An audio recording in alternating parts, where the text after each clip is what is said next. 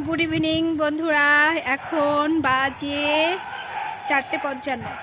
বৃষ্টি পড়ছে, আমি কিন্তু ভিজতে এসেছি। প্রচণ্ড মেঘ এবং পাশে কুকুর ডাকছে। প্রচণ্ড মেঘ এবং মেঘ ডাকছিল। আর বুঝতেই পারছো আমি কিন্তু পুরো ভিজে যাচ্ছি, এই যে পুরো ভিজছি। আর মেঘটাকে একটু দেখাই তোমাদের। মেঘ দেখো কি সুন্দর একদম জোরে বৃষ্টি পড়া শুরু করে দিয়েছে, আর আমি কিন্তু বৃষ্টির মধ্যে ভিজছি। ভীষণ ভালো লাগছে, একটা আলাদা রকম ফিলিংস। আর মেঘটা দেখে কিন্তু আমি ছাদে এসেছিলাম, আর একটু বৃষ্টিতে ভিজলো, তাতে কোনো ক্ষতি হয় না, তাই খুব মজা করছিলাম। বেশ ভালো লাগছিল। একটা পরন্ত বিকাল, তার মধ্যে যে কালো মেঘে চারিদিকে ছেয়ে আছে, মানে কি ভালো লাগছে। সত্যি অসাধারণ একটা পরিবেশের মধ্যে ছিলাম। ছাদ থেকে দেখো পুরো ভিজে এসেছি, পুরো সব ভেজা, মানে খুব ভালো লাগছিল, খুব সুন্দর লাগছিল। এবার এসেছি বারান্দায়।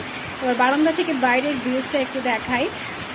বারান্দায় এসেছি, খুব ভালো লাগছে। এবার বাইরেটা দেখাই, কি ভালো লাগছে দেখো। পাশের বাড়ির সুপারি গাছে দেখো সুপারি ধরেছে, সুপারি পেকে আছে। আর এই যে এটা পাশের বাড়ি, এটা বাড়ি।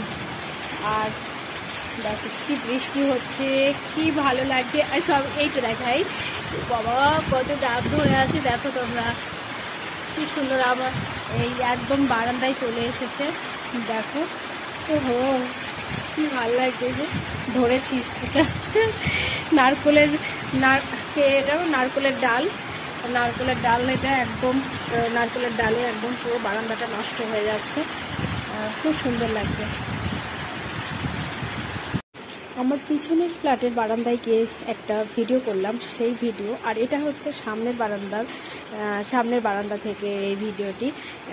কি ভালো লাগছে বৃষ্টি, আসলে বৃষ্টির মুহূর্তগুলো এত ভালো লাগে, সেজন্য মনে হয় যে ধরে রাখি, ক্যামেরাবন্দি করে রাখতে অবশ্যই ইচ্ছে করে। খুব সুন্দর লাগছে দেখো। বৃষ্টির গতিটা কমে গেছে।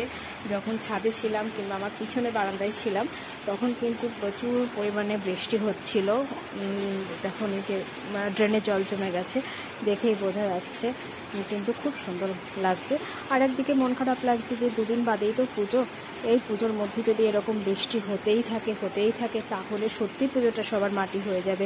বিশেষ করে যারা বাইরে বসে যারা ব্যবসাটা করে, তাদের তো একদম ভীষণ অবস্থা খারাপ। সত্যি এবারের পুজোটা যে কি চলছে আমি নিজেই বুঝতে পারছি না। তবে সবার পুজো ভালো কাটুক, এটাই হচ্ছে ঠাকুরের কাছে প্রার্থনা।